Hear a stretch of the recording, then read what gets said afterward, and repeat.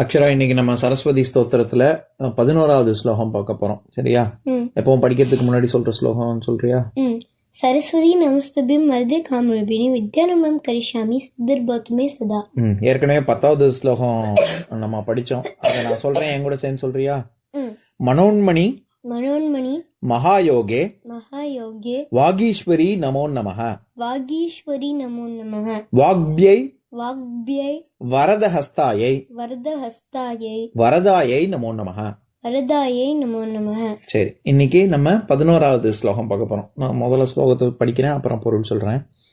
வேதாயை வேத ரூபாயை வேதாந்தாயை நமோ நமஹ. குணதோஷ விவர்ஜின்யை குணதீப்தியை நமோ நமஹ. சரி, இப்ப இதுக்கான அர்த்தம் பார்க்கலாம். எப்பவுமே சரஸ்வதி அப்படின்னாலே வேத மாதா அப்படின்னு எல்லாரும் சொல்லுவாங்க. வேத மாதா, மாதான்னா அம்மான்னு அர்த்தம். வேதத்தோட அம்மா அப்படின்னு அர்த்தம். அப்படின்னா என்ன? வேதத்தோட அம்மான்னா நீ என்ன நினைக்கிற? ரொம்ப ஒரு பரம்பரை ஸ்லோகம், பெரிய ஸ்லோகம், இந்த மாதிரி ரொம்ப பெரிய ஸ்லோகமா? அப்படி இல்லை. வேத மாதா அப்படின்னா எல்லாத்துக்கும் தாய் அப்படின்னா அதுல இருந்து தான் எல்லாம் பிறந்திருக்கு அப்படின்னு அர்த்தம். சரியா? அதுல இருந்தா எல்லாமே வந்திருக்கு அப்படின்னு. லெட்டர்ஸா இருந்தாலும் சரி, வேர்ட்ஸா இருந்தாலும் சரி, எஸ்ஏவா இருந்தாலும் சரி, என்ன பெரிய புக்கா இருந்தாலும் சரி, என்னவா இருந்தாலும் சரி, எல்லாத்துக்கும் ஆதாரம் சரஸ்வதி தான் அப்படின்னு. அதனால வேதமே நீ தான் அப்படின்னு சொல்றாங்க. வேதாயை அப்படின்னா வேதமே நீ தான் சரஸ்வதி அப்படின்னு சொல்லி இது என்ன, யாரு இந்த எந்த முனிவர் இந்த சரஸ்வதி ஸ்தோத்திரத்தை எழுதினாரு? அகஸ்தியர். அகஸ்தியர் முனிவர் தான். அவர் வேதமே நீ தான், வேதாயை அப்படின்னா வேதமே நீ தான் அப்படின்னு சொல்றாரு. அடுத்தது வேத ரூபாயை. ரூபம்னா என்ன தெரியுமா? தெரியாதா? ரூபம்னா ஷேப், ஃபார்ம், ஷேப் அப்படின்னு அர்த்தம். வடிவம்னு சொல்றோம்ல தமிழ்ல, அதுதான் வேத ரூபாயை. வேதத்துக்கு ஒரு ரூபம் கொடுத்தா அதுவும் நீ தான் அப்படின்னு. அதுதான் ஏற்கனவே வேதமே நீ தான் சொல்லிட்டாங்க, அப்புறம் வேத ரூபம்னு வேற தனியா சொல்றாங்களே அப்படின்னு சொன்னா, எப்பவுமே எல்லா விஷயத்துக்கும் ஒலி வடிவம் வரி வடிவம் அப்படின்னு ரெண்டு இருக்கு. சரியா? ஒலி வடிவம் அப்படின்னா அதுக்கான சத்தம். இப்ப அ அப்படி, ஆ, இ அப்படின்னு அந்த ஒவ்வொன்றுக்கும் ஒவ்வொரு சத்தம், சவுண்டு நம்ம தயார் பண்றோம்ல, நம்ம சொல்ற சத்தம், அதுதான் ஒலி. ஒலின்னா சவுண்டு, ஒலி வடிவம். அதுக்கு ஒரு ஆனா இதுதான் ஆ அப்படின்னு ஒரு ஒலி, ஒரு சத்தம் கொடுக்குறோம்ல, அது ஒலி வடிவம். வரி வடிவம். ஆமா ஆமா. அடுத்தது வரி வடிவம். வரி வடிவம்னா ஒன்னொன்னுக்கு லிபினா ஸ்கிரிப்ட்னு அர்த்தம்.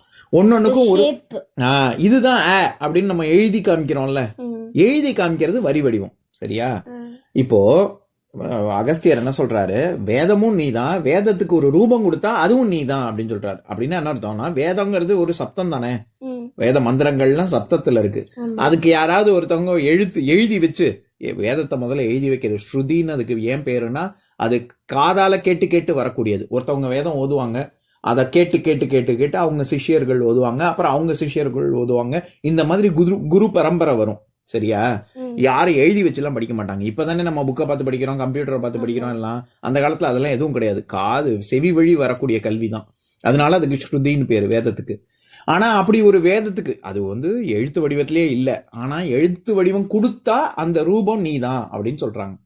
சரியா? அடுத்தது வேதாந்தாயை நமோ நமஹ. வேதத்தின் அந்தம். அந்தம்னாலே முடிவுன்னு அர்த்தம். கந்தர் அந்தாதி அப்படின்னு, அந்தாதினாலே முடிக்கிறத வச்சு ஆரம்பிக்கிறது அப்படின்னு அர்த்தம். சரியா? அந்தம்னா முடிவு. சரியா? அப்போ வேதத்தோடைய முடிவு நீதான் அப்படின்னு சொன்னா, வேதத்துக்கு எங்கேயாவது முடிவு இருக்கா? சுவாமிக்கு ஆரம்பம் முடிவுன்னு ஏதாவது இருக்காமா? அப்ப வேதம் தான் சுவாமி, சுவாமி தான் வேதம்னு சொல்லியாச்சுன்னா வேதத்துக்கு ஆரம்பமும் முடிவும் இருக்கா? இல்ல.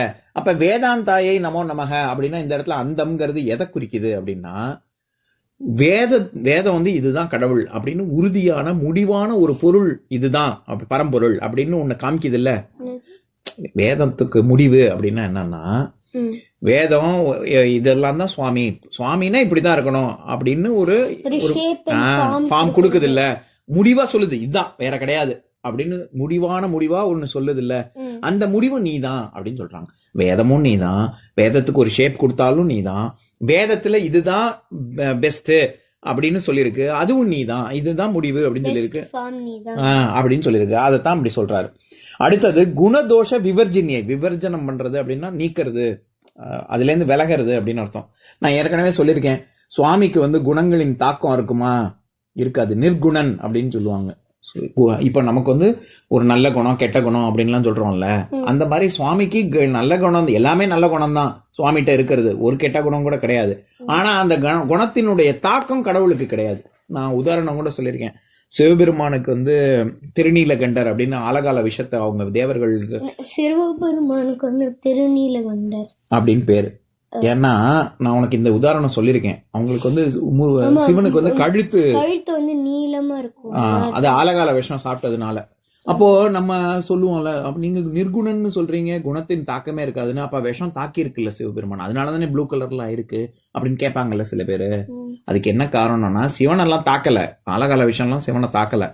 தேவர்கள் வந்து உங்களை எப்பெல்லாம் நாங்க சிவபெருமானை பாக்குறோமோ, அடடா நமக்காக அவங்க வந்து ஆலகால விஷயத்தையே சிவபெருமான் உண்டார் அப்படின்னு சொல்லி நமக்காக காத்தாரு, நம்மளை எல்லாரையும் காப்பாத்தினாரு அப்படிங்கிறது நாங்க எப்பவுமே ஞாபகத்துல வச்சுக்கணும். அதனால அந்த ப்ளூ கலர் அங்க இருக்கணும்னு தேவர்கள் கேட்டுக்கொண்டாங்க. அதனால அவர் ப்ளூ கலரை ஆக்கிண்டாரு தன்னுடைய கழுத்தை. சரியா? எதுக்கு சொல்றேன்? அப்ப குணத்தினுடைய ஒரு தாக்கம் சரஸ்வதிக்கு எந்த கடவுளுக்குமே வராது. விவர்ஜின்யை அப்படின்னு சொல்றாங்க. தோஷம் அப்படின்னாலே ஏதோ ஒரு குறைன்னு அர்த்தம். இவங்களுக்கு செவ்வாய் தோஷம், சனி தோஷம், இந்த தோஷம், அந்த தோஷம், ஜலதோஷம் அப்படின்னு நம்ம சொல்றோமே, சளி பிடிச்சுக்கிறதுக்கு ஜலதோஷம் அப்படின்னு ஏன் சொல்றோம்னா, அந்த தண்ணியினால இவங்களுக்கு ஏதோ ஒரு குறை. ஏன்னா சளி பிடிச்சிருக்கு, நம்ம ரொம்ப குளிரா இருந்தா தானே நமக்கு சளி பிடிக்கும். அதனால சனி தோஷம் வேற. சனிங்கிறது கடவுள், சனீஸ்வர பகவான், அதன் காரணமா ஏற்படக்கூடிய தோஷம். இது ஜலதோஷம்னு ஏன் சொல்றோம்? ஜலம்னா தண்ணி, தண்ணி ரொம்ப குளிரா இருக்கிறது, தண்ணி ஒத்துக்காம நமக்கு ஏதோ உடம்புக்கு குறைபாடு வருது, அதனால நம்ம சளி பிடிச்சிருக்கிறத ஜலதோஷம்னு சொல்றோம். எதுக்கு சொல்றேன்? அந்த மாதிரி இங்க குணதோஷ விவர்ஜின்யை அப்படின்னா குணங்களும் சரி தோஷங்கள் குறையே சொல்ல முடியாது கடவுள்கிட்ட, அதனால குணதோஷ விவர்ஜின்யை அப்படின்னு சொல்றாரு. அடுத்தது குணதீப்தியை நமோ நமக.